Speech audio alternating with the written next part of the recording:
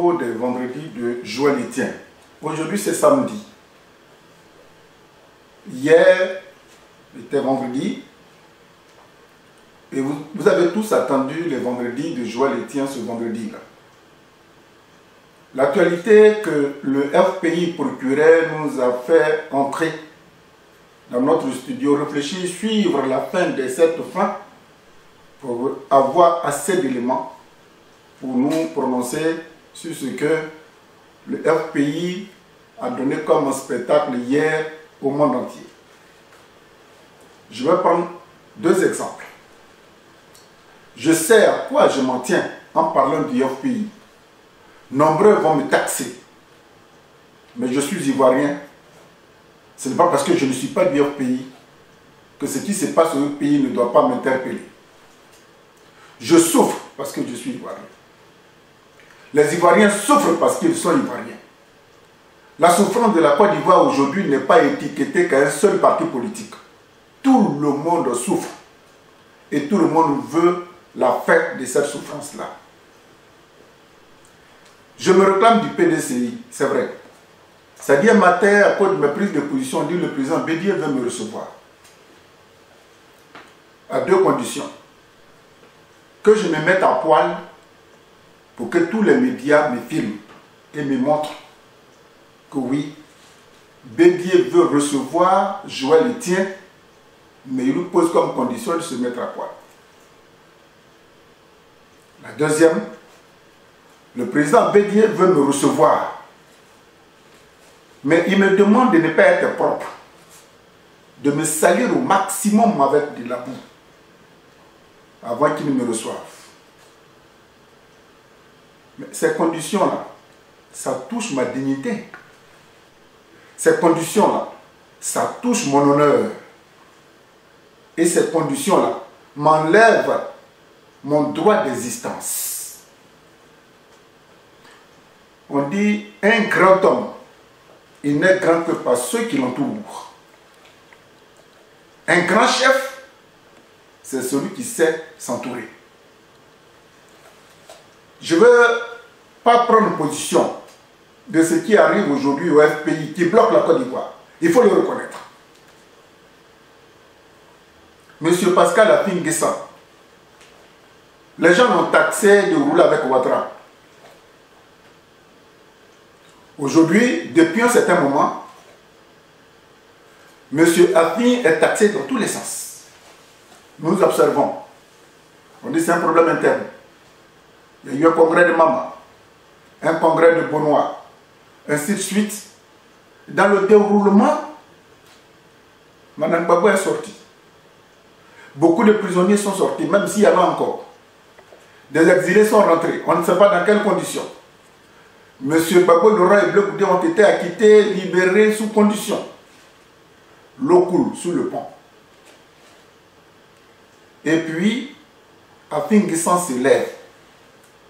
Et on dit qu'il y a un certain Aka Emmanuel qui serait proche du président Gbagbo, qui a tenté de jouer cette médiation. On ne prend pas position. Mais le fait d'entendre que Gbagbo veut le recevoir, Affi-N'Guessan s'est déplacé de la Côte d'Ivoire jusqu'à Paris. Pour lui, son père veut le voir. Son formateur veut le voir. Moi qui vous parle, j'étais tout jeune, je viens de Bongono. Tout jeune. Quand on a battu, j'ai fait partie de ceux qui ont mené la campagne de M. Affi-N'Guessan pour qu'il soit élu maire, sous le ticket du FPI, dans des conditions difficiles du temps du président Félix Houphouët-Boigny. Et pour faire la promotion du FPI, M. Pascal Affi-N'Guessan avait initié un concept qui malheureusement est tombé dans les oubliettes. Bongo Festival. Oh là là, je me rappelle. Bongo nous vibrait comme ça. C'était la première fois de ma vie de toucher de près le président Laurent Gbagbo. L'effervescence. Les gens venaient dans le monde entier à ce festival-là. Bongo Festival. Tout ça, c'était pour contribuer à la promotion du FPI. Le président Houphouët-Boigny n'était pas encore mort. Afin N'Guessan s'est battu pour être élu maire de Bongouanou sous l'étiquette du FPI. Aujourd'hui, j'ai passé la cinquantaine. Afin est toujours dans les arènes du FPI. Humilié, emprisonné, il se bat, vaille que vaille. Et les entourages, pour des intérêts mesquins, sont en train de faire durer le plaisir. Mais FPI, vous oubliez que vous étiez au pouvoir quand tout cela est arrivé à la Côte d'Ivoire? Ce n'est pas parce qu'on ne dit rien que vous pensez que ce qui se passe au FPI nous plaît. Je vous disais tout à l'heure que je suis PDCI-RDA. Nous, on s'est battu pour détacher le président Bédié d'Alassane Dramane Ouattara. Aujourd'hui, Ouattara lui-même, il s'est détaché de Soro. Le type est dans la tourmente. Ouattara est devenu un naufragé. Et pour faire sa politique, il est obligé de faire venir des Rafariens. Il est obligé de faire les yeux doux au système France-Afrique. Raffarin est parti à Abidjan. Le discours qu'il a tenu, Raffarin oublie qu'il y a le problème des gilets jaunes ici. Il ne résout pas. C'est en Côte d'Ivoire, il va nous donner des ordres pour dire que Ouattara est un meilleur président et qu'il a besoin de tranquillité. Les gens nous donnent des phares. Le système nous donne des phares. Ce que nous oublions, nous les Ivoiriens, notamment nous les Africains francophones, ce n'est pas nous qui élisons nos présidents. C'est la France-Afrique qui élit, qui nous impose son choix. Et nous, on s'aligne. Et ce que vous êtes en train de faire là, les mêmes l'avons dit, bon, comme il n'y a pas, l'opposition n'est pas totalement prête et tout ça, on va encore maintenir M. Ouattara parce qu'avec lui, nos investissements sont garantis. Mais vous n'êtes pas fatigué de voir les Ivoiriens souffrir. Et puis, FPI. C'est la France que nous combattons, c'est cette France-là qui a mis Gbagbo en prison. C'est cette France-là qui a décapité la démocratie pour laquelle Gbagbo Laurent s'est battu depuis près de 40 ans. La France est venue défragmenter comme ça. Et ce sont les médias de cette même France-là. Vous voulez qu'Afin N'Guessan aille s'asseoir à RFI pour dire oui, je vais aller voir mon papa, mais pour aller le voir à partir d'aujourd'hui, je ne suis plus Afin N'Guessan. Je change de nom. Je m'appelle Seribi Ouattara.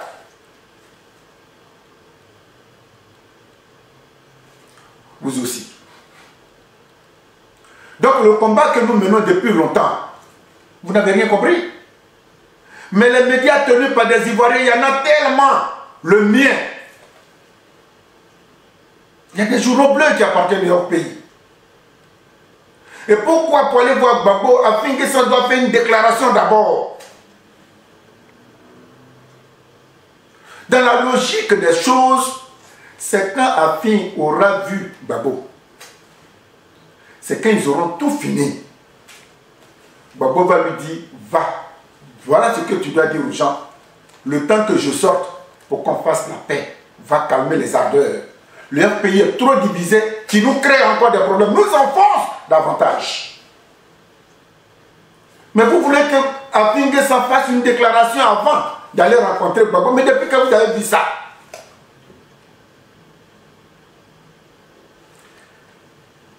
ce qui me fait de la peine dans cette histoire, c'est la vie de Blé Goudé. Ça là, vous ne voyez pas, les gens du FPI ne voient pas.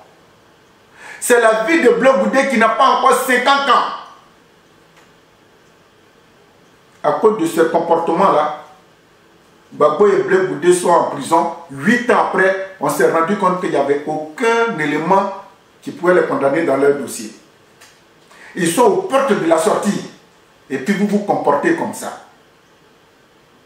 Mais au lieu de penser à vous, pensez à Blé Goudé. Au lieu de penser à vous, pensez à ceux qui meurent. Au lieu de penser à vous, dans cette lutte-là, Le FPI a payé le lourd tribut et continue de payer le lourd tribut. Je ne cite pas le nom des cadres du FPI qui sont morts dans des conditions extrêmement difficiles. Si ce n'est pas par empoisonnement, c'est par emprisonnement, par des jets de leurs avoirs. Les gens sont retournés aujourd'hui, ceux qui ont fait 7 ans, 8 ans à l'extérieur, ils sont retournés aujourd'hui. On ne sait même pas dans quelles conditions ils vivent. Est-ce que leur compte a été dégelé? Si oui, est-ce qu'il y a l'argent dessus? Posez-vous tous ces questions. La plateforme que le président Bédi a initiée. Mais au pays, vous avez votre plateforme à vous, qui est l'EDS. Mais la Côte d'Ivoire, là où elle est aujourd'hui, là, si on se comporte comme ça, Ouattara va revenir, il va encore garder ce pouvoir. Mais je vous dis, chers parents, chers Ivoiriens, le prochain, c'est ce qu'on appelle le génocide.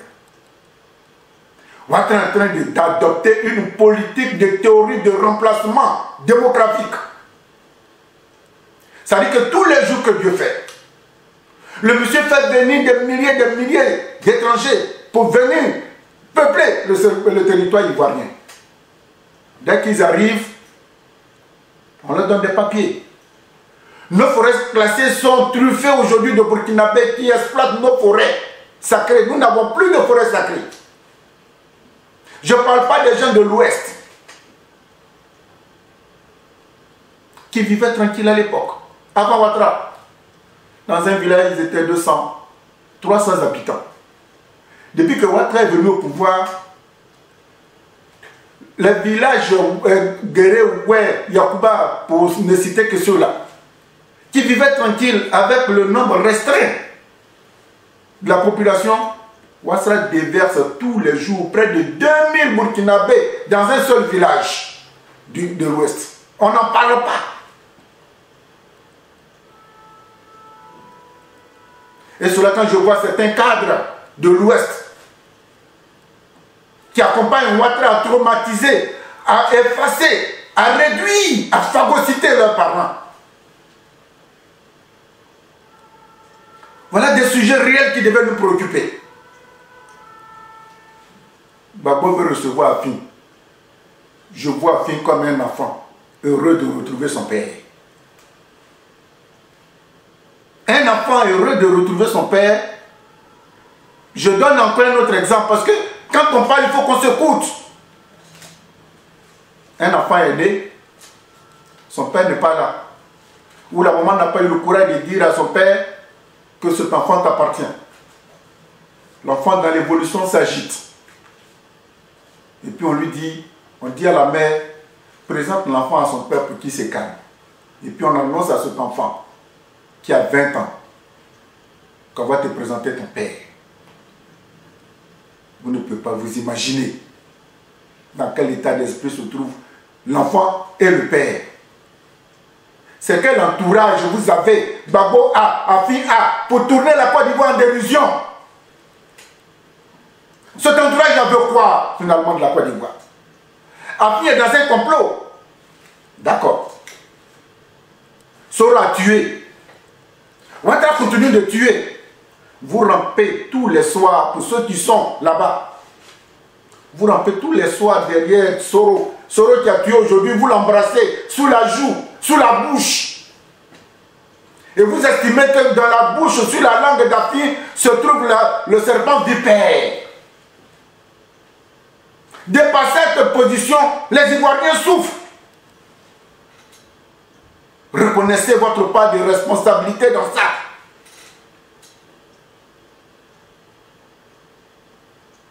Reconnaissez.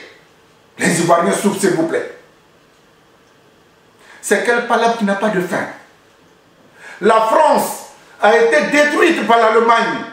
Aujourd'hui, la France et l'Allemagne sont devenus des deux amis. Alors où je vous parle, il y a Macron qui demande à Merkel de s'associer à lui pour aller recevoir le président chinois. FPI, on vous a mis à l'école, c'est vous qui détenez le savoir. Il y a plein d'enseignants dans votre groupe. Pourquoi vous faites ça aux Ivoiriens? Pourquoi le FPI fait ça aux Ivoiriens? FPI, pourquoi vous faites ça aux Ivoiriens? Finalement, ce n'est pas Ouattara qui nous crée des problèmes. C'est vous, les gens du FPI, qui nous créent des problèmes. Afi et Babo devaient se rencontrer pour le problème. Pourquoi plein d'acrobaties? On n'était pas loin. Afi a vu. Il dit, bon, on a mené le combat, n'est pas loin. Je vais rencontrer mon père. Ça sera le début de l'explosion, de la joie, de retrouver la réconciliation de la Côte d'Ivoire. Donc c'est vous qui ne voulez pas la réconciliation. Puisque vous jouez le jeu de Ouattara, cet entourage de Babo, cet entourage de Afi N'Guessan, c'est quoi le jeu? C'est quoi le projet?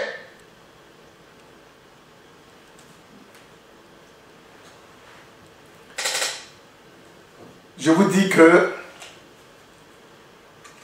les Noirs que nous sommes, nous qui avons le malheur d'appartenir à l'espace francophone, pour des intérêts mesquins, pour des intérêts qu'on laisse ici, quand les bossiers sont morts là, ils ne sont pas là avec le port d'Abidjan.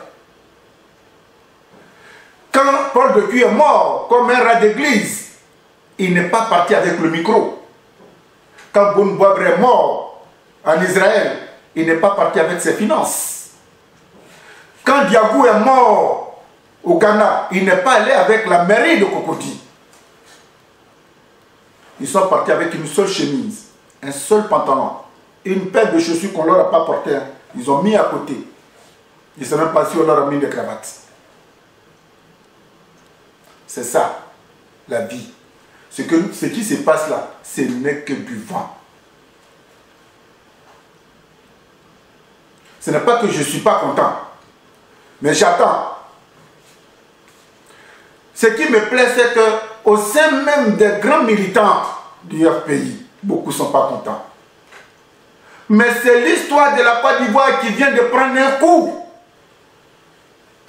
Cette rencontre qui n'a pas eu lieu là, ça défragmente complètement tout l'espoir ivoirien.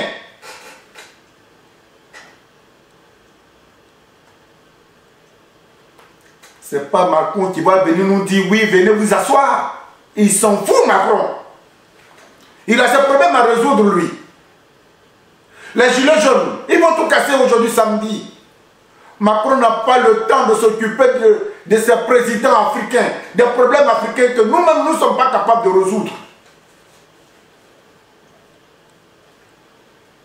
J'espère que la prochaine fois,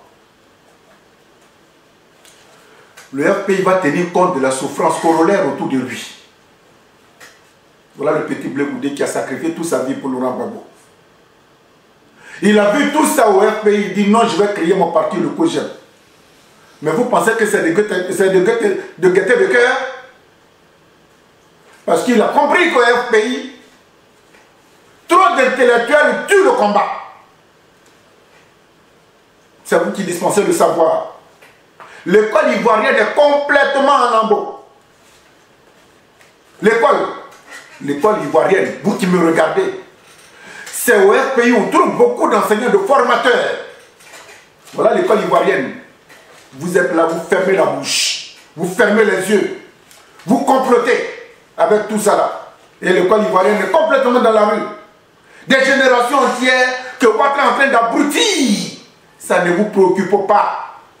Au moment où Afi N'Guessan s'élève pour aller faire la paix avec son père, pour qu'on mette fin à tout ça, vous dites non, non, non, non, non, non, non, Afi, avant d'aller voir Gbagbo, il faut te déshabiller, la femme va te filmer, t'exposer, ceci, cela. Vous aussi, vous ne trouvez pas que c'est un peu de trop? C'est un peu de trop. La semaine dernière, il y a eu un bateau de 18 000 tonnes de riz. Tout le riz est empoisonné. Aucun pays africain, aucun pays européen n'a accepté de recevoir ce bateau. La Côte d'Ivoire, Ouattara vient de déverser les 18 000 tonnes de riz à Abidjan. Ils vont distribuer dans les zones hostiles à Ouattara. Les gens, ils vont manger et ils vont mourir. Il n'y a rien.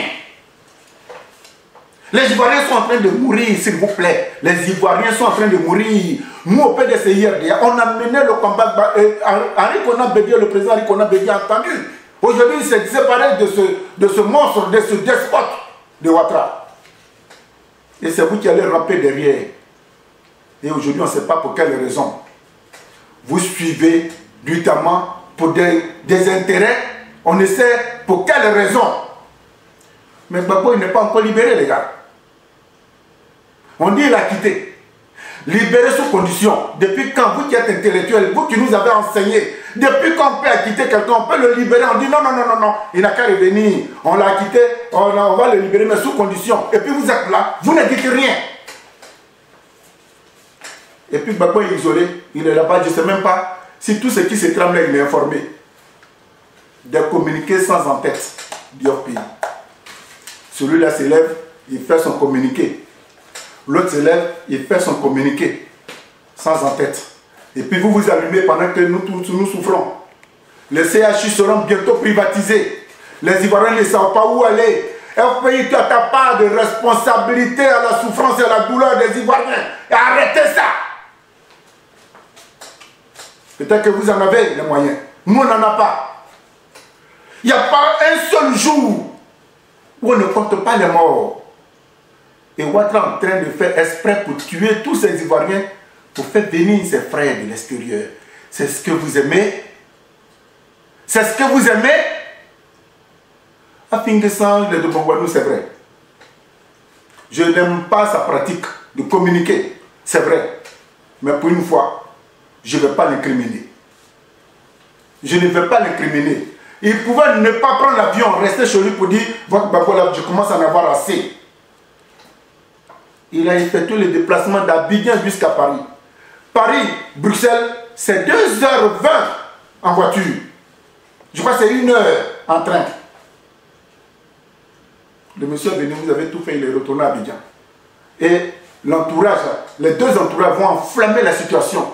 Et puis Ouattara est chez lui, il va fumer son cigare, il va recevoir les blancs, les investisseurs étrangers, il dit allez-y prendre la plage d'Assini. C'est un peuple abruti, quand on lui parle, il ne comprend pas. Il aime la souffrance. Bon, vous, allez-y prendre les forêts de Montpeko, Burkinabé, allez-y à Daloa, prenez tout là-bas, ça ne va pas vous les tuer, il n'y a pas. C'est ce que vous voulez, FPI. Vous avez mené ce combat pendant près de 50 ans contre Fort-Bagny. C'était pour ça. C'était pour ça.